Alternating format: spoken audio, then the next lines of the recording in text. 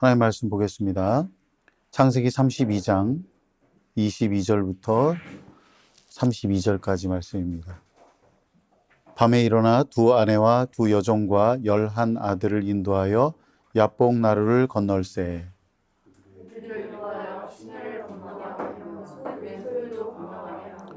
야곱은 홀로 남았더니 어떤 사람이 날이 새도록 야곱과 씨름하다가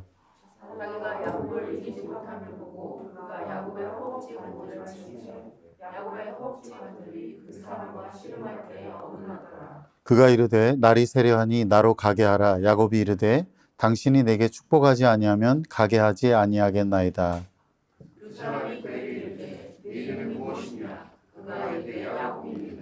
그가 이르되 내 이름을 다시는 야곱이라 부를 것이 아니요 이스라엘이라 부를 것이니 이는 내가 하나님과 및 사람들과 겨루어 이겼음이니라. 여호와 청하였는데 당신의 이름을 알려주소서. 그 사람이 이르되 어찌하여 내 이름을 묻느냐 하고 그곳을 야곱에게 축복한지라. 그러므로 야곱이 그곳 이름을 브니엘이라 하였으니 그가 이르기를 내가 하나님과 대면하여 보았으나 내 생명이 보존되었다 함이더라. 그가 브니엘을 지날 때에 해가 돋았고 그의 허벅다리로 말미암아 절었더라. 함께 읽겠습니다. 그 사람이 야곱의 허벅지 관절에 있는 둔부의 힘줄을 쳤으므로 이스라엘 사람들이 지금까지 허벅지 관절에 있는 둔부의 힘줄을 먹지 아니하니라. 아멘. 오늘 이 본 말씀 가지고 하나님만 붙들고 살라라는 제목으로 함께 말씀 나누겠습니다. 로버트 멍어의 내 마음 그리스도의 집이라고 하는 유명한 책이 있습니다. 여러분들 제자훈련 받으면서 읽어보셨는지 모르겠는데 예수님을 모신 이후에 그분이 삶의 각 영역을 어떻게 다루시는지 그런 이야기입니다. 주인공이 예수님을 집에 모셔드리지만 주님이 손님처럼 머무르지 않고 집안의 방들을 하나씩 살피십니다. 먼저 서재에서는 그 사람이 무엇을 생각하고 무엇으로 마음을 채우는지를 다루십니다. 그리고 식당에서는 그가 무엇을 갈망하고 무엇을 추구하는지를 드러내시며 자기 욕심이 아니라 하나님의 뜻을 향한 거룩한 소망으로 바꾸기를 원하십니다. 거실에 이르러서는 누구와 교제하며 어떤 관계를 맺는지를 보시고 주님과 교제가 중심이 되고 건강한 만남으로 변화되기를 이끄십니다. 또한 작업실에서는 일과 행동을 점검하시며 우리의 수고와 열매가 주님을 기쁘시게 하는 방향으로 나아가도록 이끄십니다. 더 나아가 침실에서는 아무도 보지 않는 은밀한 삶과 유혹의 문제를 드러내시며 하나님 앞에서 정결하고 깨어있는 삶을 요구하십니다. 그러나 주인공은 끝까지 벽장 하나를 숨겨두려 하는데 그곳에는 버리지 못한 죄와 숨기고 싶은 것들이 잔뜩 쌓여 있어 집 전체를 더럽히고 있었습니다. 결국 그는 그 벽장의 열쇠까지 주님께 내어드리고 주님께서 그것을 깨끗하게 하심으로 참된 변화가 일어납니다. 이 과정을 통해 주인공은 집 전체의 소유권을 주님께 넘기는 그런 이야기인데요. 오늘 본문에 나오는 이 야곱의 씨름 이야기는 바로 우리 삶의 주도권을 주님께 내어드리는 이야기입니다. 이 말씀을 통해서 우리가 주님 되심을 인정하고 우리의 삶을 이끄시는 주님의 주도권에 대하여서 함께 생각하려고 합니다. 첫째, 내 힘으로 안 될 때가 옵니다. 부모님을 떠난 지 20년이 지난 후에 야곱이 다시 고향으로 돌아가려고 합니다. 야곱이 객지 생활을 하면서 정말 고생도 많이 하고 그렇게 하면서 많은 소유를 얻었고 뿐만 아니라 대가족을 이루었습니다. 이제 귀향을 하려고 하는데 한 가지 큰 걸림돌이 있었습니다. 그것은 형 에서를 다시 만나야 한다는 두려움이었습니다. 인생을 살다 보면 내가 과거 한때 어렸을 때 잘못한 일이 나중에 다시 부메랑으로 돌아오는 일이 있습니다.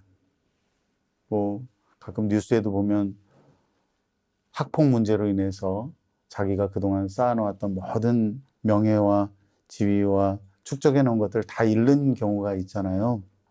우리의 삶에도 그런 것 같아요. 내가 전에 잘못했던 것, 내가 회피했던 그런 문제들, 그게 내면의 문제이든 우리 행동의 문제이든 그런 것들이 부메랑으로 다시 돌아와서 나를 위협하는 경우가 있죠. 야곱이 그랬습니다. 형 에서를 속여서 장자권을 빼앗아 도망했던 야곱은 이제 다시 형 에서를 대면해야 하는 압박감과 두려움에 휩싸였습니다. 어떻게든 지금까지는 힘든 고비를 잘 넘기고 어려움을 헤쳐왔는데 이건 어떻게 해보기 어려운 그런 상황에 놓이게 된 겁니다. 창세기 32장 1절에 보면 하나님께서 천사들을 보내어 야곱의 귀향길에 힘을 더해 주셨습니다. 하나님이 너와 함께 한다고 하는 그런 분명한 사인을 보여주셨어요. 그런데도 야곱은 종들을 보내서 에서에게 자기의 의사를 전달하게 했습니다. 자기가 왜 그렇게 귀향이 늦어졌는지 해명을 했고요. 자기는 이미 많은 소유를 갖고 있으니 비록 내가 전에 장자권을 속여 빼앗았지만 상속권을 가지고 형과 다툴 의도는 전혀 없다고 전했습니다. 그리고 무엇보다 형에게 은혜를 받아서 나를 좀 너그럽게 봐줬으면 하는 그런 마음을 전달했습니다. 하지만 에서를 만나고 돌아온 종들의 이야기가 야곱을 더 두렵게 했습니다. 형이 지금 400명의 용사를 거느리고 오고 있다는 거예요.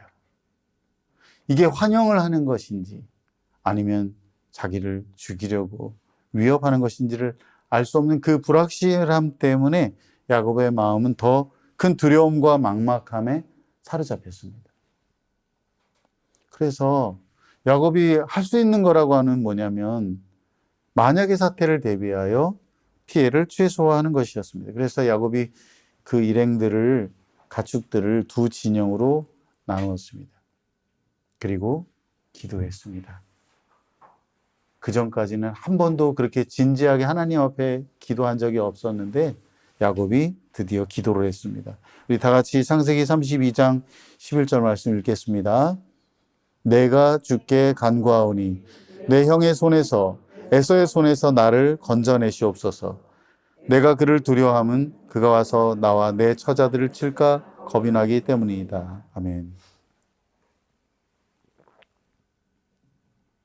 하나님, 내가 간구합니다. 나를 건져주십시오. 내가 무섭습니다. 형이 나를 쳐서 내 가족들을 해칠까 두렵습니다.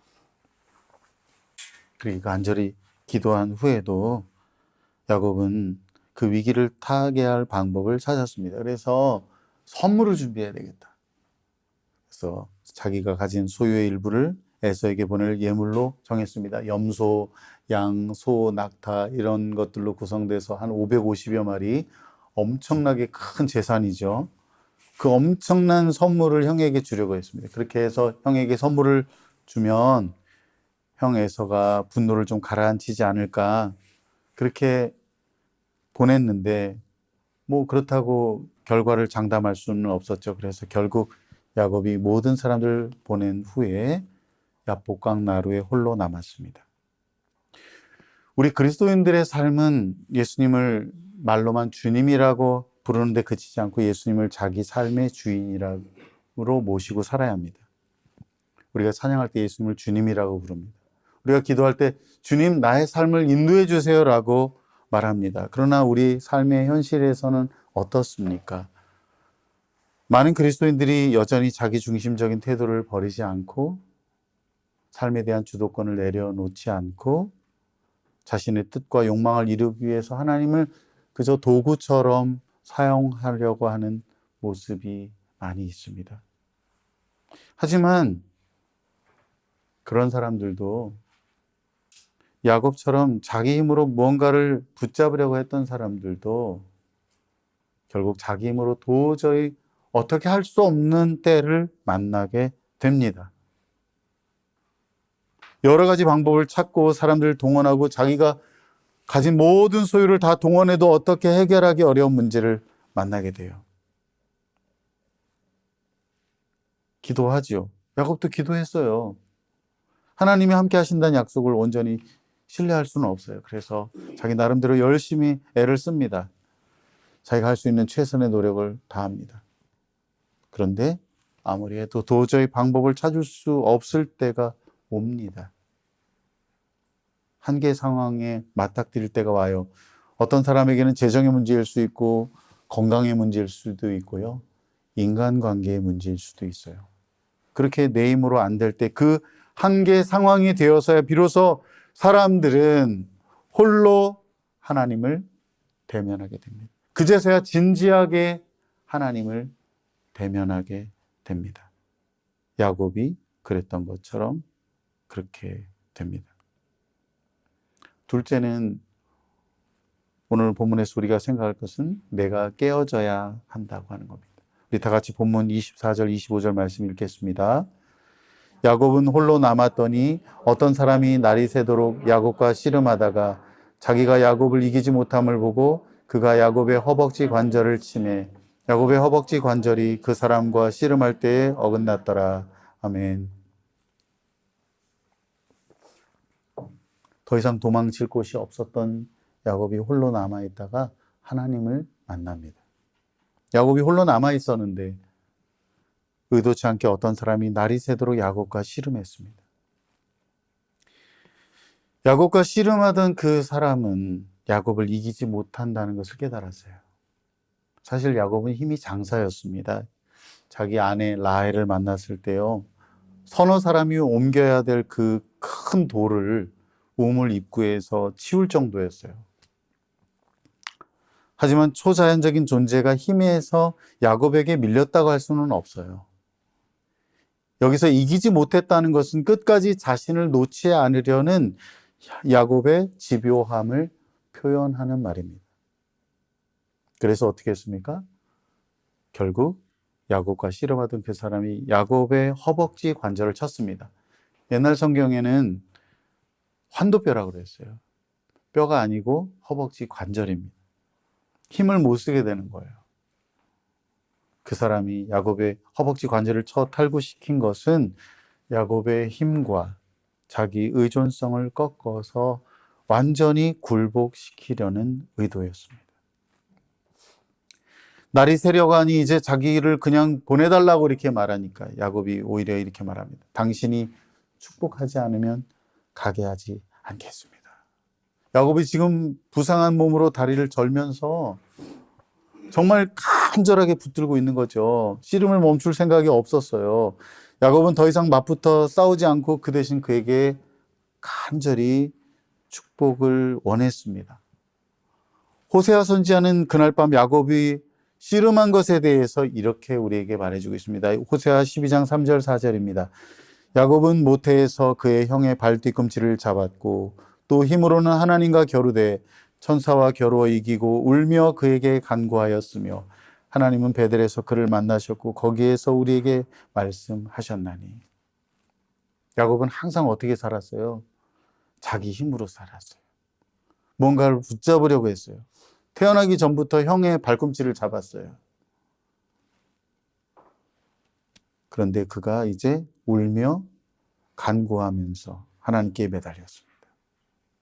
하나님, 나를 축복해 주지 않으면 보내드리지 않겠습니다.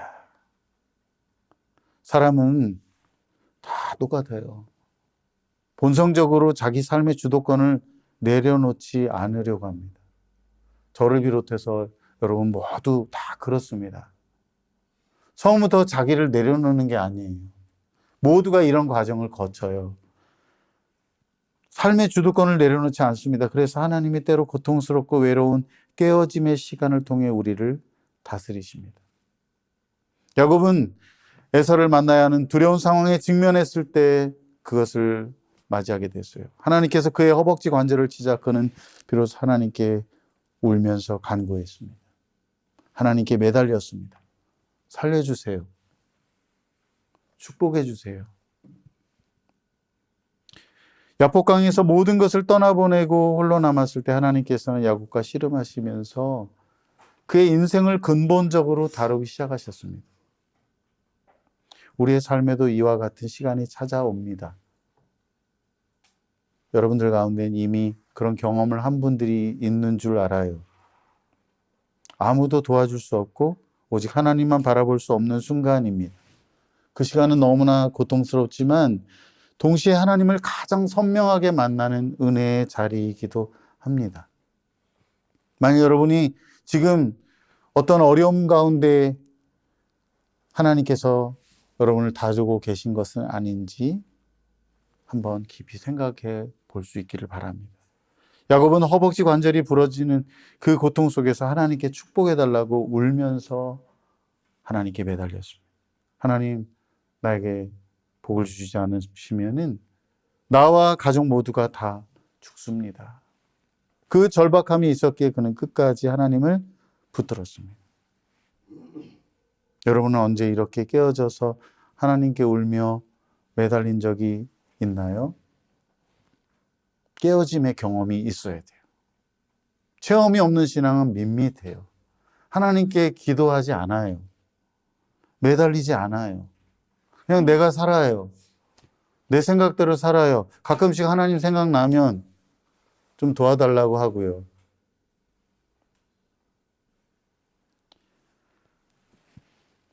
이러한 깨어짐의 경험이 있어야 우리는 비로소 복된 삶을 살아갈 수가 있습니다.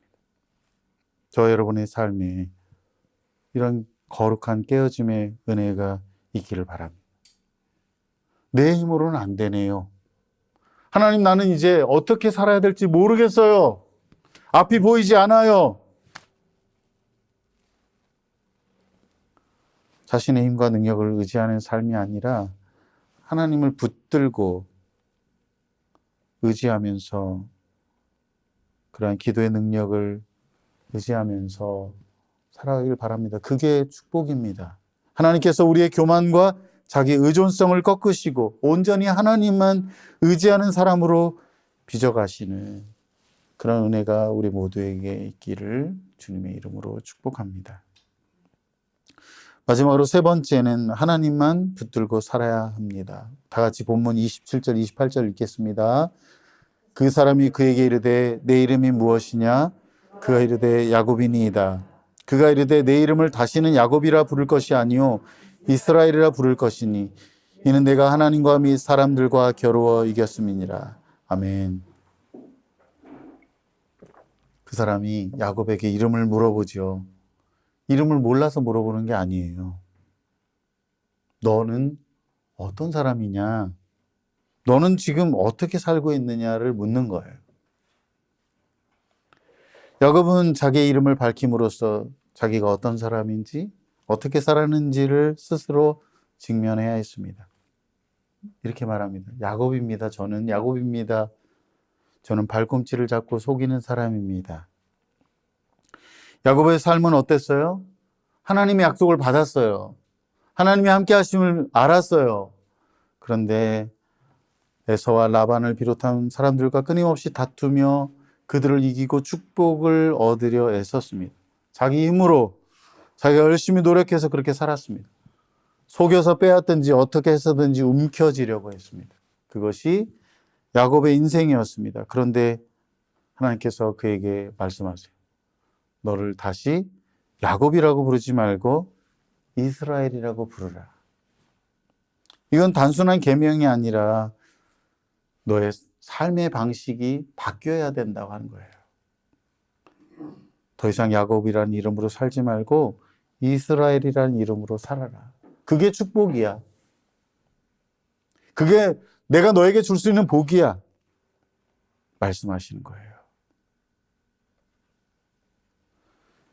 그의 이름이 바뀌었다는 것은 아브라함이 아브라함으로 사레가 사라로 이름이 바뀐 것처럼 그의 정체성이 완전히 바뀌었다는 겁니다. 앞으로 그는 더 이상 자신의 힘과 노력으로 약속된 축복을 얻으려고 아둥바둥하며 살지 말아야 합니다. 야곱은 허벅지 관절이 다치면서 울며 하나님께 매달리는 사람이 되었으니 이제 앞으로는 더 이상 자기 힘으로 살지 말고 하나님을 붙들고 살아야 한다는 거예요. 이스라엘이라는 이름이 뭡니까?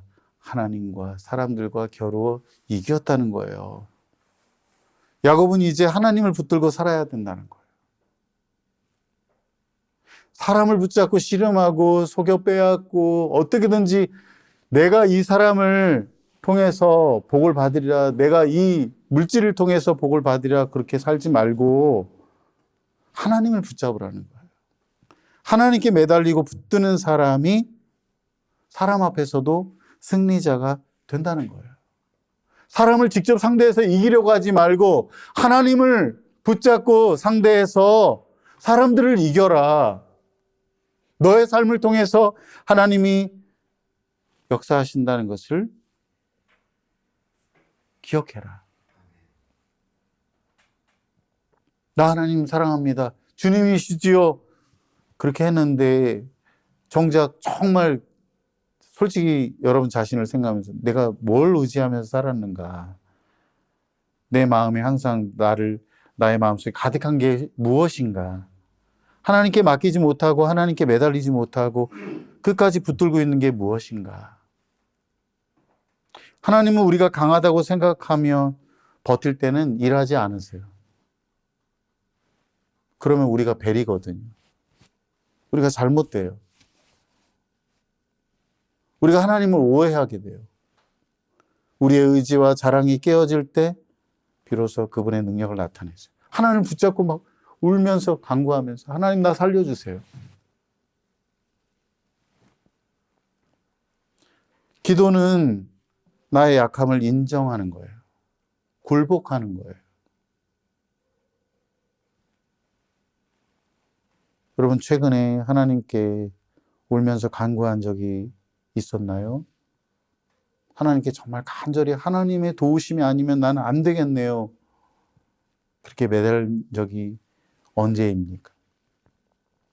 그게 이스라엘의 삶이에요. 아직 살만하면 기도하지 않아요. 저렇게 힘든데도 기도를 안 하네? 아직 살만해요. 자기 의지가 강하게 남아있기에 간구하지 않아요. 우리는 삶의 주도권을 쥐고 우리의 힘으로 살아가는 존재가 아닙니다. 그러면 하나님이 우리에게 주시는 복을 누릴 수가 없어요. 주시고 싶어도 줄 수가 없어요. 하나님께 매달리는 거예요. 그분이 이끄시는 힘으로 살아가는 거예요. 그렇게 할 때 우리가 야곱으로 살지 않고 이스라엘로 살아갈 때, 하나님을 의존하며 살아갈 때 그것이 우리에게 참된 축복으로 오는 것입니다. 야복강의 밤은 단순한 위기의 밤이 아니라 야곱의 인생이 하나님 중심으로 뒤집히는 전환점이었습니다. 그는 더 이상 자신의 힘과 방법으로 살아갈 수 없다는 한계 앞에 섰고 깨어짐의 고통 속에서 비로소 하나님만 붙들고 사는 사람이 되었습니다. 말씀을 했습니다. 우리가 끝까지 쥐고 있던 것을 내려놓고 오직 하나님만 의지할 때 비로소 참된 변화가 일어납니다. 내 삶에 이런 일이 일어나는가 하는 그런 일들이 일어나요. 우리의 힘이 꺾일 때 하나님의 능력이 시작되고 우리의 계획이 무너질 때 하나님의 뜻이 세워집니다. 야곱처럼 살지 말고 하나님을 붙드는 이스라엘로 살아야 합니다. 내 힘이 아니라 하나님의 은혜로, 내 방법이 아니라 하나님의 인도하심으로 살아가야 합니다. 우리 모두 날마다 삶의 주도권을 하나님께 내어드리고 하나님만 붙들고 살기를 바랍니다. 그러면 하나님께서 놀랍게, 참 기묘하게 우리를 복된 삶으로 이끌어 가실 것입니다. 저와 여러분 모두가 이러한 은혜와 복을 누리게 되기를 주님의 이름으로 축복합니다.